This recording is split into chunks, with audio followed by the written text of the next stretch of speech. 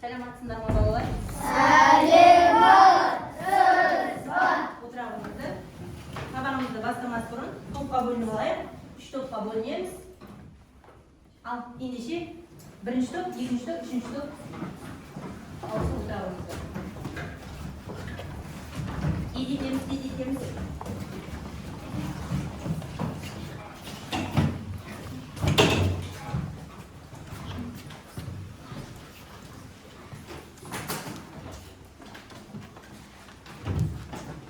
Балалар, ендеше өткен тақырыбымызды есімізге түсіріп алайық.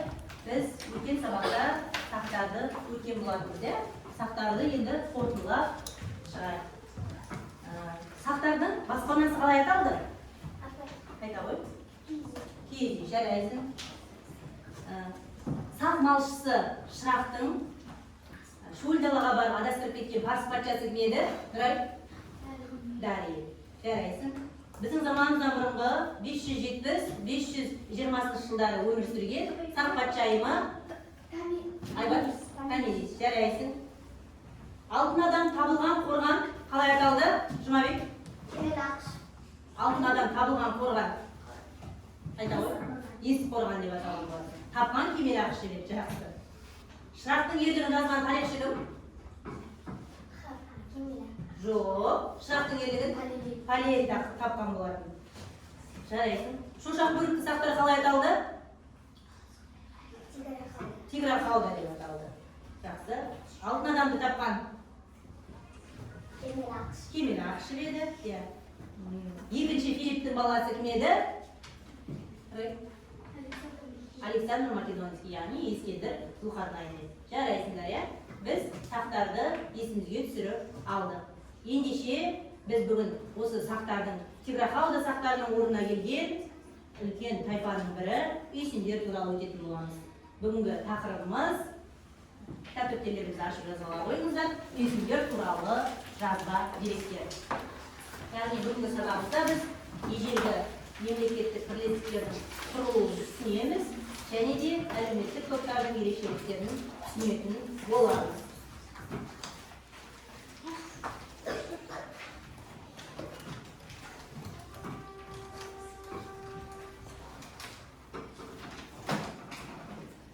Балалар, халқымызда өнерлі бала өрге жүзер дейді. Яғни өнер тек ән айту, би билеу, сурет салу ғана емес, тарихтағы білім мен ойлау да бұл үлкен өнер. Ендеше бүгінгі сабақта біз өзіміздің тарихымызды терең ойлау арқылы шеберлігімізді көрсететін боламыз. Сабағымызды осы өмірлік мысалдан бастаған келіп отыр. Ендеше балалар, мен сіздерге бір мысал айтайын. Қазіргі кезеңде Қазақстанның кейбір жерлерінде жергілікті тұрғындар ежелгі дәстүрлерді сақтап, өздерінің тарихи тамырларын зерттеді. Мысалы, Жетісу өңірінде кейбір адамдар ауыл маңындағы көне қорымдардан табылған заттарды зерттеп, кімдер өмір сүргенін анықтады. Сол зерттеулер арқылы біздің заманымыздан бұрынғы 2-ші ғасырда осы жерде үйсіндер деп аталатын халық өмір сүргенін білеміз. Олар қайда көшіп жүргенін, қандай шаруашылықпен айналысқанын, қандай әдет-ғұрып болғанын түсінуге мүмкіндік береді. Ендеше бүгінгі сабағымызда біз осы үйсіндер туралы зерттейміз және олардың өмірін қазіргі өмірге сабақ алатын нәрселермен қарастыратын боламыз. Ендеше осы үйсіндерден біз қандай құндылықтарды көре алып жатырмыз? Кім айтады? Расыл? Еңбекқорлықпен табандылық. Үйсіндер мал шаруашылығын дамытып, көшіп-қонып өмір сүрген. Біз де мақсатқа жетуді үйренуіміз керек. Жақсы, жарайсың. Бұл жерден біз қандай құндылықты алып жатырмыз? Еңбекқорлық пен табандылықты алып жатырмыз. Жарайсың, Расыл. Тағы да қандай құндылықты көре алдық? Жұмабек? Дәстүр мен мәдениет. Олар өз салт-дәстүрлерін, өнері мен және әшекей бұйымдарын сақтаған. Біз де өзіміздің мәдениетімізді сақтауымыз қажет. Жарайсың, мәдениетімізді біз сақтауымыз керек. Тағы да қандай құндылықты көріп жатырмыз? Айзере? Ол өзіне қамқор болған.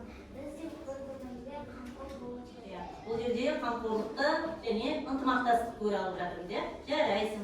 Тағы да Таңнұр?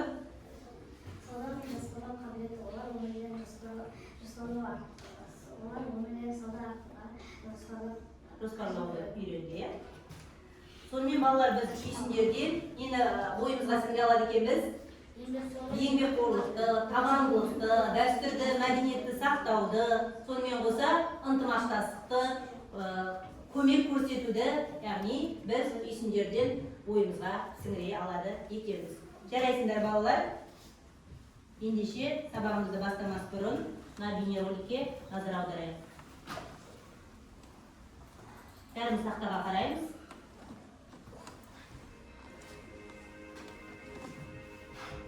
Картадан көріп отырғанымыздай, үйсіндер Шығыс Түркістан мен Жетісудың ежелгі тұрғындары. Қытай деректерінде үйсіндер Уусун деп аталады. Үйсін бірлестігі біздің заманымыздан бұрынғы 2-ші ғасырда қалыптасты. Шоқан Уәлиханов өз жазбаларында үйсін бүкіл ұлы жүз тайпаларының түп атасы деген. Үйсіндер жайлы негізгі деректерді Қытай тарихшысы Сыма Цзян қалдырған. Ал Бичури үйсіннің үлкен гуньмосы Чигу қаласында орналасқан. Халқы 120 мың үй, 630 мың жан, әскері 188.600 адам болғанын айтады. Мемлекет сол қанат, орталық және оң қанат болып 3 түп жүйеге бөлінген. Ел билеушісін гуньмо деп атаған. Баланың күтушісі Бөжей-Омқа. Біздің елімізді жау шауып, қырғынға ұшыратты. Адамдарды өлтіріп малды айдап әкетті. Ел жау ботақаным-ау, жылама. Қазір саған беретін тамақ іздеп келейін. Жылама бота, шыдай тұр. Бөжей-Омқа. О, құдірет, ел жауды қалайда аман алып қалуым керек. Бұл бала үйсін елінің басын қайта құрайтын, маңдайына біткен бағы болайын деп тұр екен. Көкбөр, бұл баланы аман сақтап қал. Ұғымдардың билеушісіне апарып тапсыр. Байқа, баланы аман есен жеткізетін бол. Саған бұл баланы аманат етер. Аңызда айтылғандай, осы бала ел жау, көрші тайпаларды талқандап, үйсін мемлекетін құрады. Баланы аман сақтап қалған көк бөріні үйсіндер күні бүгінге дейін қадір тұтады. Жақсы.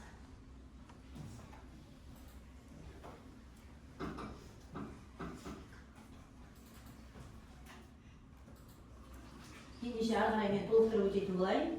Бізде сақтардың ішінде петрофауда сақтары Жетісу өңір мекендедегі, соның орнына келген, яғни Жетісу өңірінде мекендеген тайпалық одақ, батысында Қаңлы мемлекетімен, шығысында ғұндармен, оңтүстігінде ферғанамен шектесіп жатқан тайпалық одақтардың бірі екен.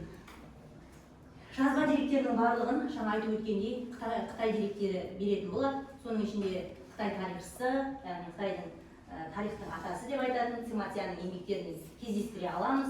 Және де дипломат, саяхатшы Цзянда осы үйсіндер туралы айтып өткен. Сонымен қоса Никита Бичурин де осы шығыс деректерін зерттеген кезде үйсін тайпалары туралы атап өткен болатын.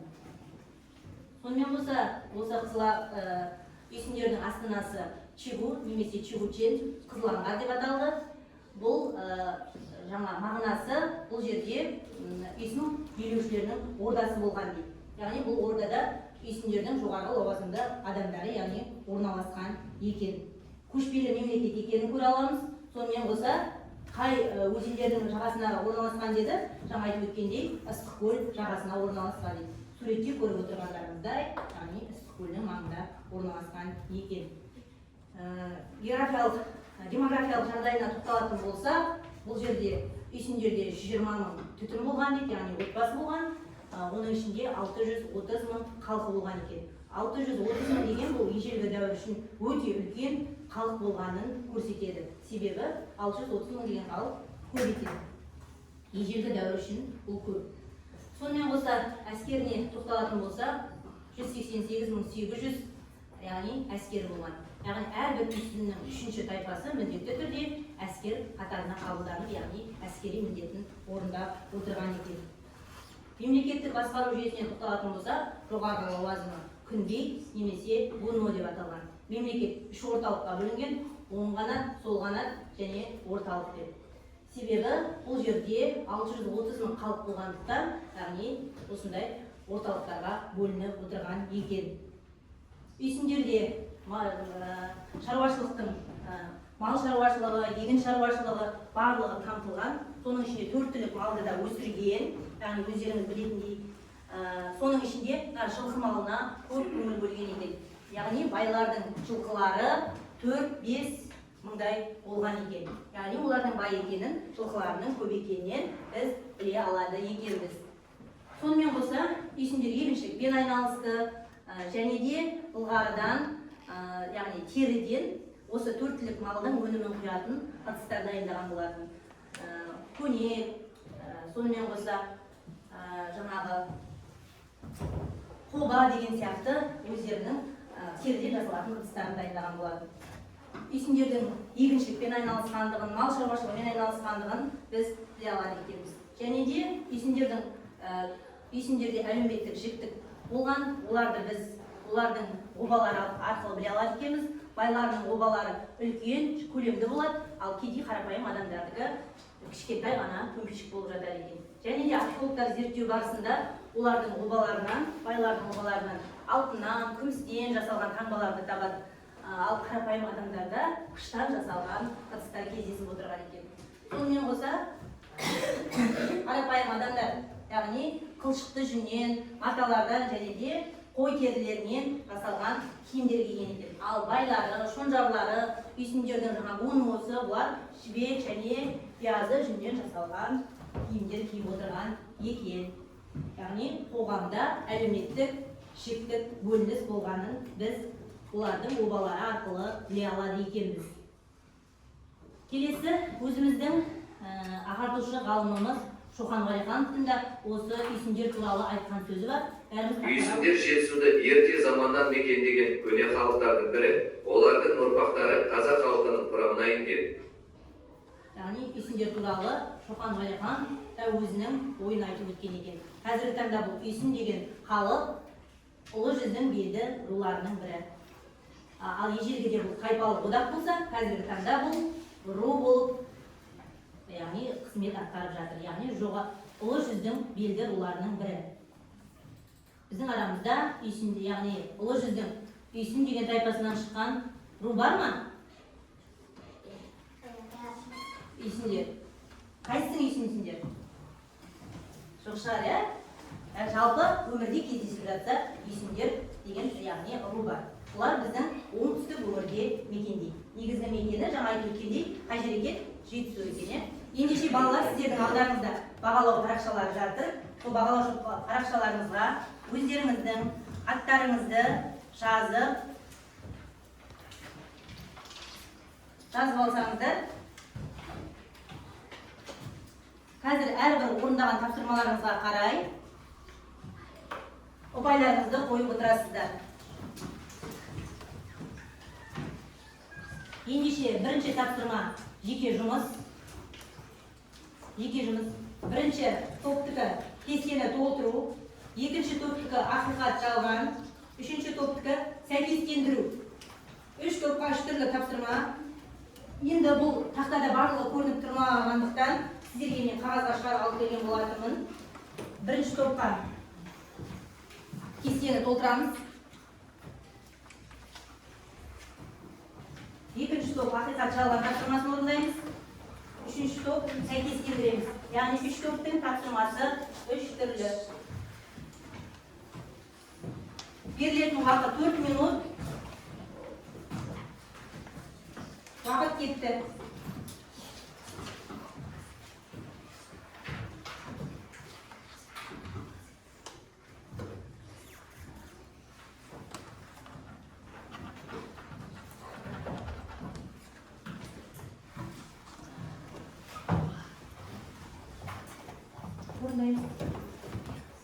Уақыт кетті. Уақытқа бағынамыз. Әрбір сұраққа бір балдан алып отырамыз.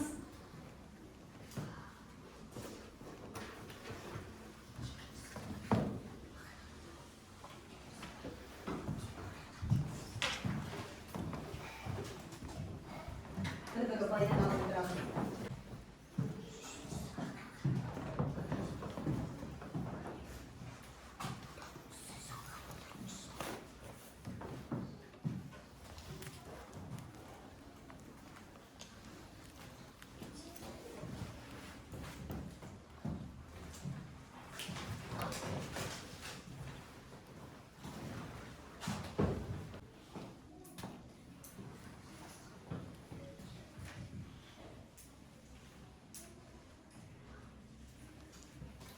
2 minutlarımız kaldı.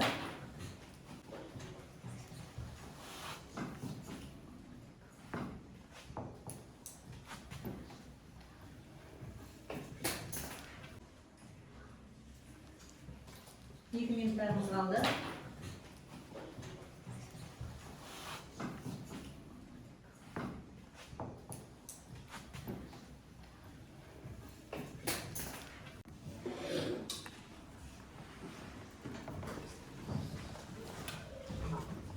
Bir minutlarımız kaldı.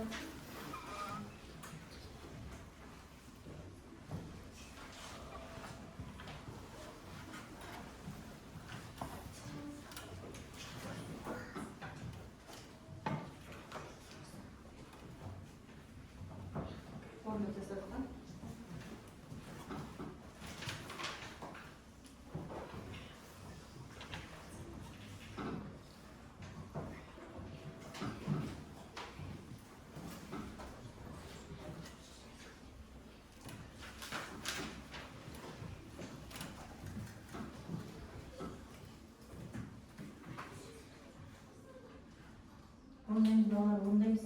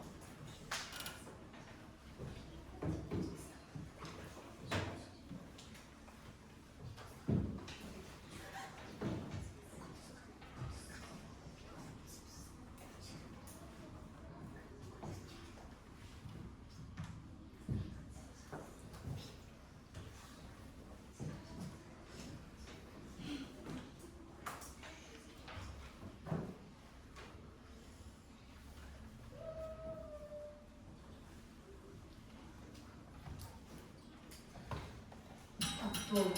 Ал ендеше тоқтатамыз. Дәптерlerimizi сағат тілімен бір-бірімізбен ауыстырамыз. Сонымен тексеретін боламыз. Бірінші топтың тапсырмасы, яғни кесте толтыру болады. Екінші топ ақиқатталған тапсырмасы орындады. Үшінші топ сәйкестендірді.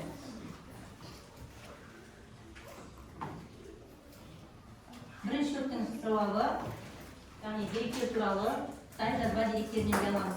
Дұрыс болса, бір-бір ұпайларымызды қоямыз. Яғни қасына белгілеп кетеміз. Бағалау парақшаларымызға ұпайларымызды қойып отыратын боласыздар. Территориясы батысында Қаңлармен, шығысында Ғұндармен, оңтүстігінде Ферғанамен шектесіп жатыр екен. Барма бірінші топтың кестесінде ордасы, яғни астанасы Чигу немесе Чигучен Қызылан бар екен. Шаруашылығы, мал шаруашылығы және егін шаруашылығы болған екен. Барма?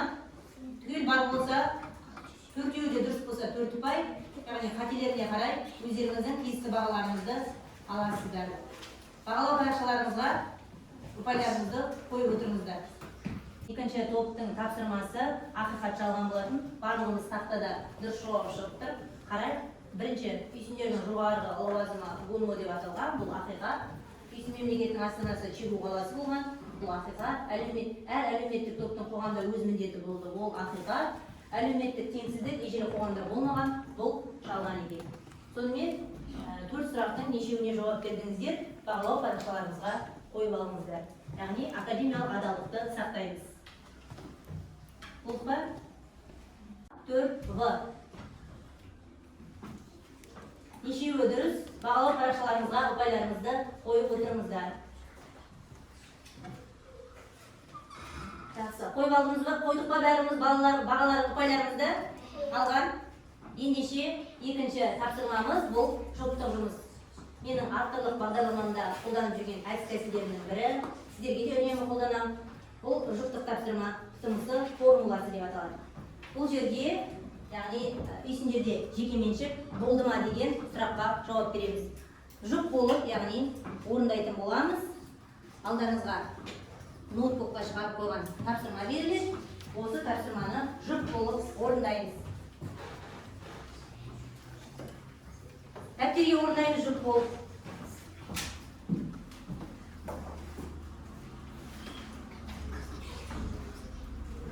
орындаймыз. Берілетін уақыт 5 минут.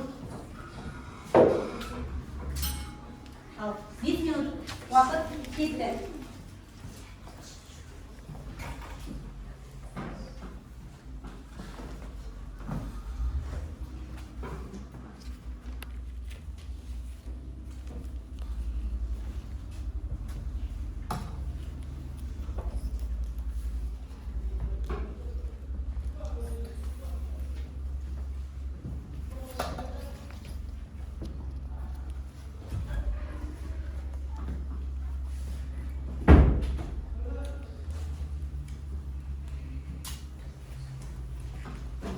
Мұсылман орындаймыз.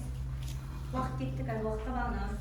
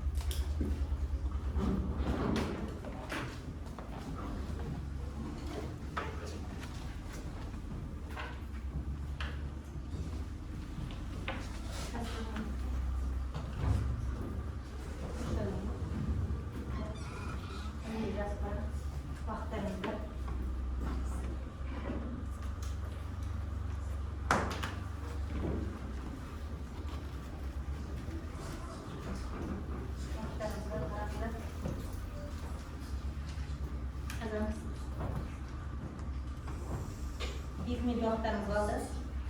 Yozamiz.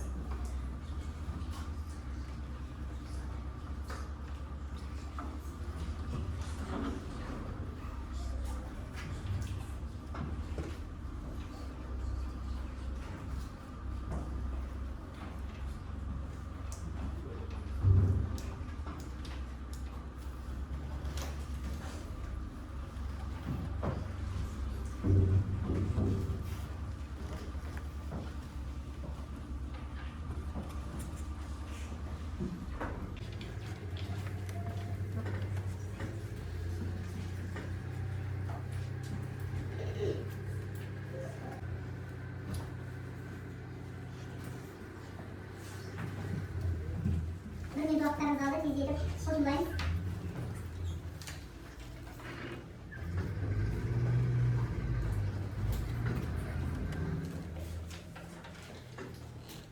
To'xta.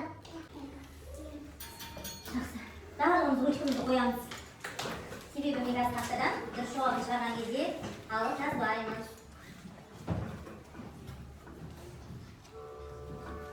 Ал кім бастайды? Айтамыз, Мақұлда. Çok sorunuz koyalım o жерде. Позиция. Жеке меншік болды. Түсіндірме. Үстіндегі жеке меншіктің дамығының қағаз жүзінде табылған қыштан тастан жасалған мүлдері растайды. Мысалы, кейбір үйдің әскер бастықтары мен билеушілердің алтын мас мүлдері туралы жазба деректерде айтылады. Мысалдар, үстіндерде малға ғана емес, жеке меншік болады. Жақсы. Жарайсың. Тағы да Айзере.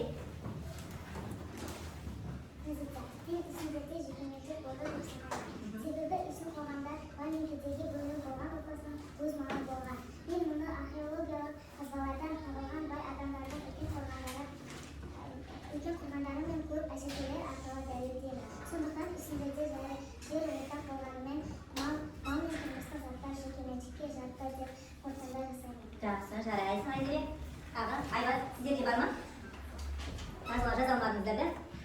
Айзере, сен кіммен бірлесіп жаздың? Батырбекпен бірлесіп жазған болатынбыз, иә? Рахатпен Айбат жаза алмадыңыздар ма? Сіздерге тақырып түсініксіз болып тұр ма? Екінші топ сіздерде күндіз. Позиция. Мен шұғысының түсіндірме. Себебі тастан жасалған мысал. Мен мына мысалы арқылы дәлелдеймін. Мына сүндірмелер табылды. Мысалдар айтылған мәселе бойынша бұлар тек малдар ғана емес, жерге де мәселе аталған. Тек қана малға емес, жерге де жекеменшік орнатылған болатын. Жақсы, Гүлнұр Нұрайбекке орындадыңыз да? Сіздерде бар ма? Таңдап. Гүлнұр оқысында. Отырыңыз. Позиция. Иә, түсіндірме. Есімдер жекеменшік анылған қазақ тілдері табылған қоқыстан тастан жасалған мөлдір мысалға мысалы кейбір есім әскер басылармен мүшелерді бейнесуды асыл мөлдір туралы тағы деректерді айтылады. Қорытынды. Есімдерде не болды? Малға ғана емес, жерге де жекеменшік болған екен. Жақсы, жарайсың. Ағылшынға айтамын. Позиция. Иә, мен солай білемін. Түсіндірме. Есімдер жекеменшікте дамыған. Кейбір есімдер яғни басшылар салдар есімдер мал шаруашылығына емес өзге де жекеменшік. Иә, мал шаруашылығымен жерге де жекеменшік болған. Иә, жұп болып орындарыңыздар, жақсы, жарайсыңдар. Екінші, Азеке. Позиция. Мен солай ойлаймын. Есімдерде жекеменшік болды. Түсіндірме. Себебі есім қоғамында бай және кедей адамдар болған. Олардың көбісі азық етушілер болған. Мысалы, есімдердің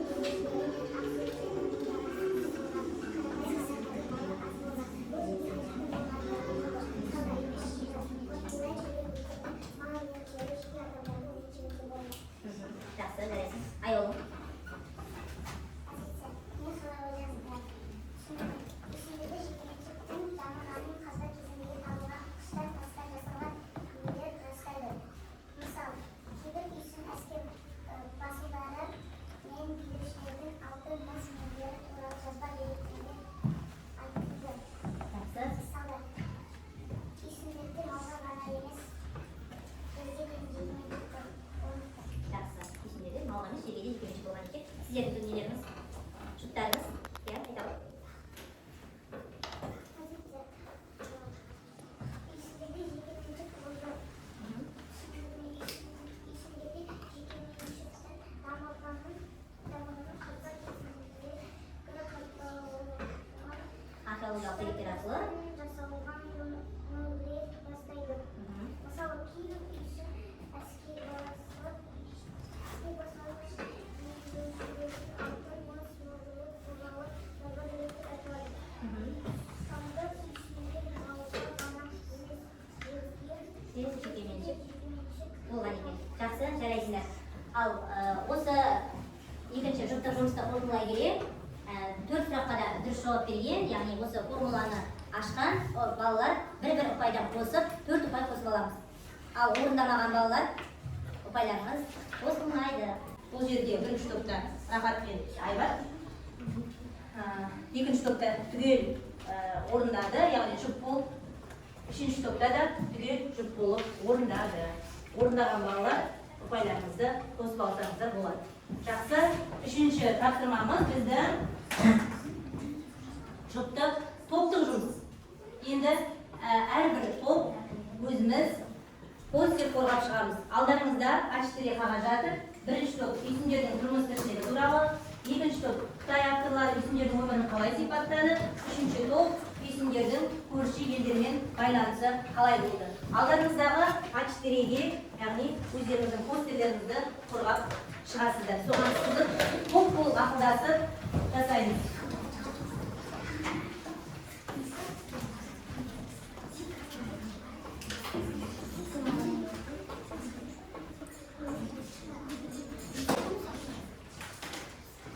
Суамаймыз, жай ғана сөйлесіп ақылдасамыз топпен.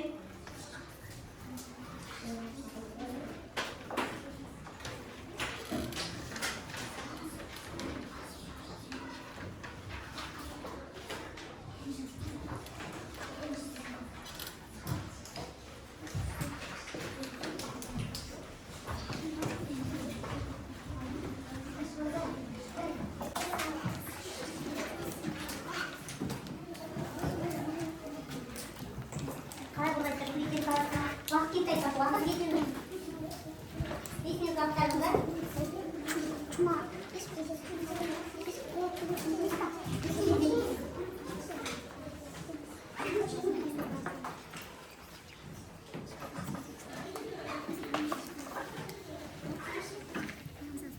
Орындаймыз.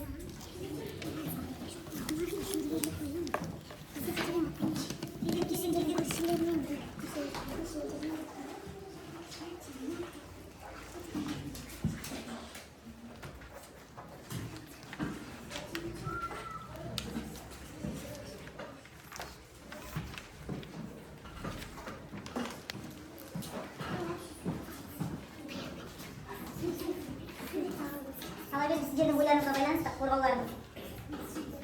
Тездетіп.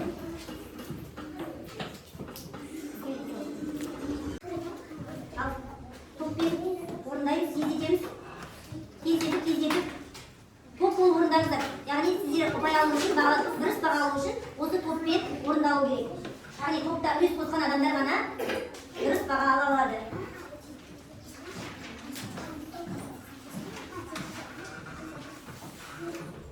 Топпен орындаймыз, топпен. Топта үлес қосқан адамдар ғана деп айтып жатыр.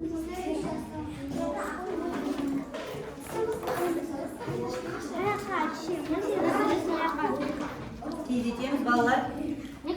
Уақытқа бағынамыз. болды кім тасыш көкті мамына қарамайсыз 3 минут уақыттарыңыз бар.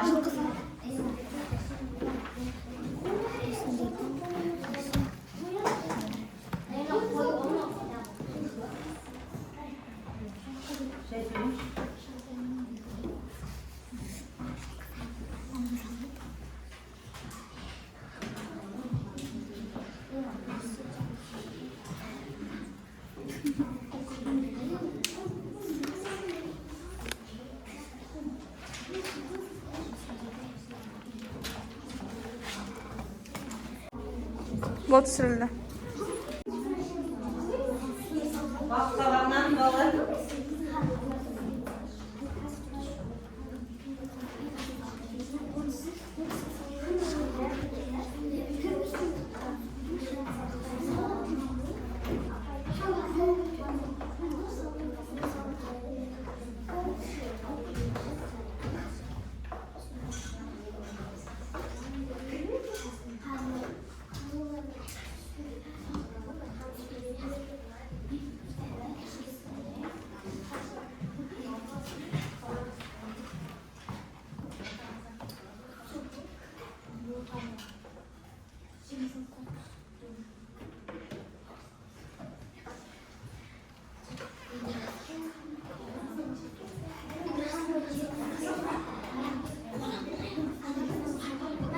Bir minut vaqtlarimiz qoldi.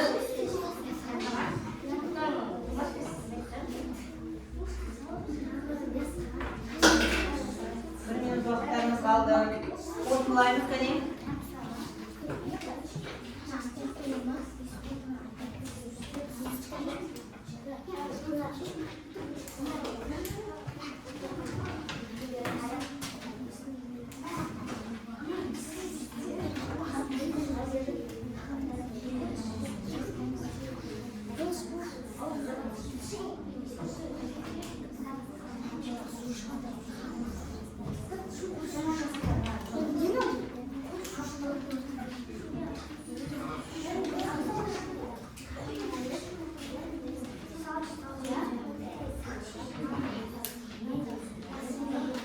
Kini bir-birimizni tinglaylik. Bo'lsa oyoqdangizmi?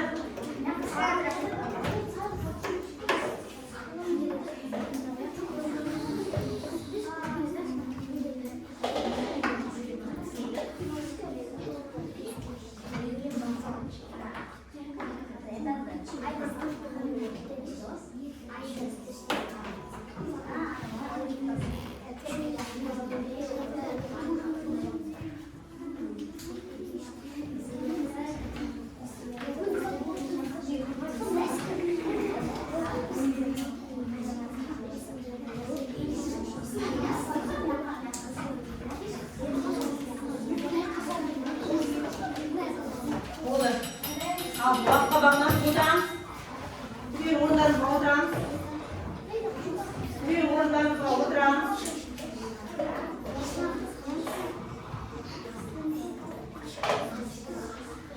Buyur, o'rnlarimizga o'tirdik. Al, bo'ldi, to'xtatamiz. Endi o'tiramiz. O'tiramiz, bo'ldi, to'xtatamiz. To'xtatamiz. Vaqtqa бағынamiz. Endi o'rindiqlarimizda stiker yopishtirilgan stol o'qishi o'rtaga chiqib qo'rg'aydi. Barchamiz o'rindiqlarimizning ardini qarangizlar. O'rindiqlarimizning ardida stiker yopishtirilgan. Stol o'qishi kelib, o'rtaga kelib qo'rg'aydi. Stol jasadimizda endi olib kela qo'yingizlar, qo'rg'aga jasad. Shu кезек-кезегimiz bilan kelib, bir-birimizni tinglaymiz. Boshqa to'pdan. Olib kela qo'ying.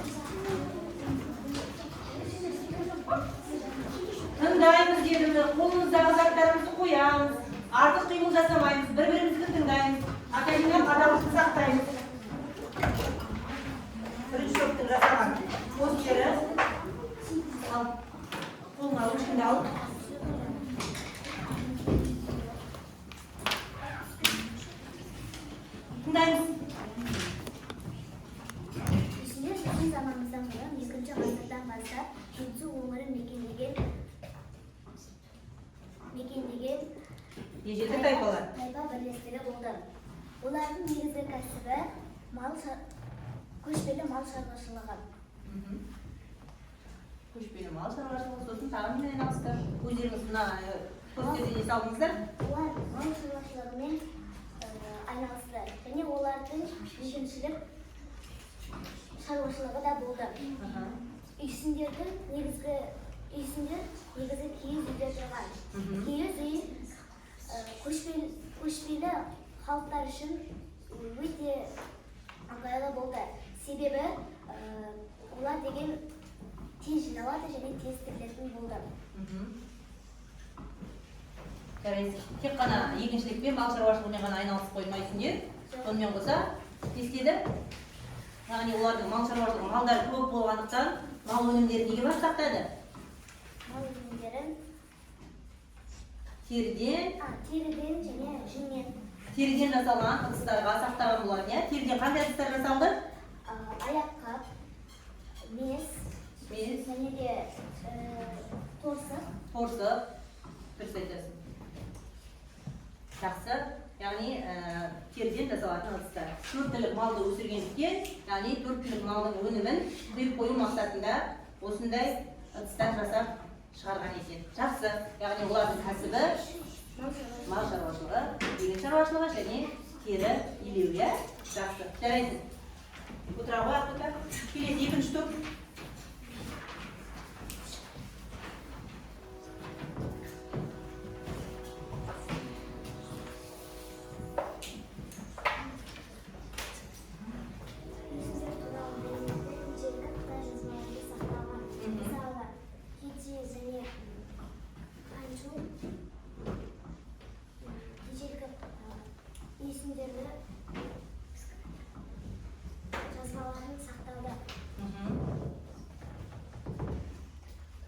Яғни Қытай жазбалары арқылы біз үйсіндерді біле алады екенбіз.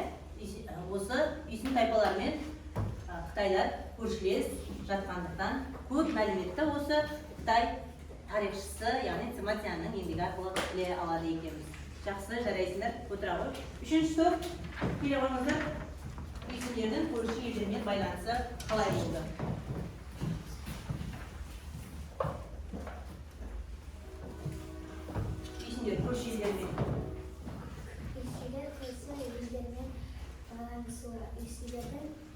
Көрші елдермен байланысуы тығыз қарым-қатынаста болған.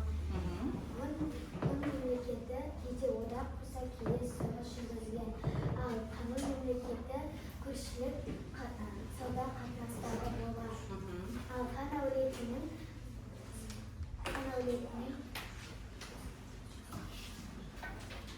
әулетінің бұлар еш жасалған құдандалық жасалып отырған, е? Себебі үйсіннің бұрмосы Қытайдың қаншайымына үйленген. Соған қалың мал ретінде ешебек не берген екен? Жылқы берген екен, е? Қанша жылқы берілді деді? 1000 жылқы берілген екен. Яғни үйсіндердің Қытайдың қаншайымы үшін үйсін бұрмосы 1000 жылқы берген екен. Сонда, яғни жетісу өңірінде мекендеген үйсіндер көрші мемлекеттердің барлығымен не жасап отырған екен? Достық, дипломатиялық қарым-қатынас жасап отырған екен. Жақсы балалар. Отыра ғой. Яғни біз үшінші тапсырмамыз топтық жұмысымызды аяқтадық. Енді осы топтасып жұмыс жасаған балалар өздеріңіздің ұпайларыңызды қойып алсаңыздар болады. Яғни бұл жерде тек топпен жұмыс жасаған үшін 2 ұпай ғана қойылады. Академиялық адалдық сақталып, яғни топта белсенді болып жұмыс жасаған оқушылар ғана ұпайларымызды қоямыз. Түсінікті ме? Ендеше сабағымызды қорытындылай келе бекіту сұрақтарына көшейік. Тек қол көтеріп қана жауап береміз. Үйсіндер қай аймақта өмір сүрді? Айта ғой. Құндыз, қай аймақта өмір сүрді? Жетісуда, жарайсың. Үйсіндер мемлекетінің астанасы қалай аталды? Түніп, Чебучен деп аталды. Жақсы. Үйсін билеушісі қалай аталды? Ағеке, Бонмо деп аталған болады. Үйсіндердің негізгі шаруашылығы қандай болды? Ақота? Мал шаруашылығы болды. Қытай деректерінде үйсіндер туралы не айтылған? Үйсіндер көшпелі мемлекет деп айтылған екен. Жақсы балалар, жарайсыздар. Сонымен бүгінгі сабағымызды қорытындылаймыз.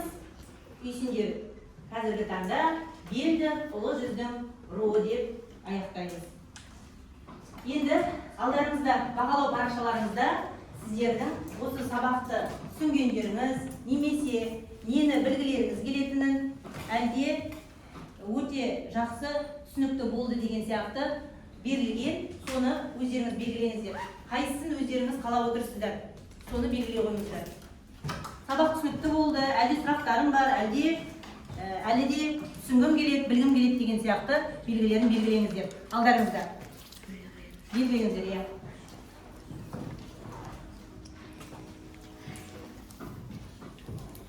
Белгілеп болсаңыздар, үйге тапсырма, егер де мен үйсін Бонмосы болсам деген тақырыпта 8-10 сөйлемнен тұратын эссе жазамыз. Егер де мен үйсінің Бонмосы болсам деген тақырыпта 8-10 сөйлемнен тұратын эссе жазамыз. Ендеше бағалау парақшаларыңызды маған берсеңіздер, кімнің қанша ұпай алғанын айтамын. Тез маған жинап бере қойыңыздар.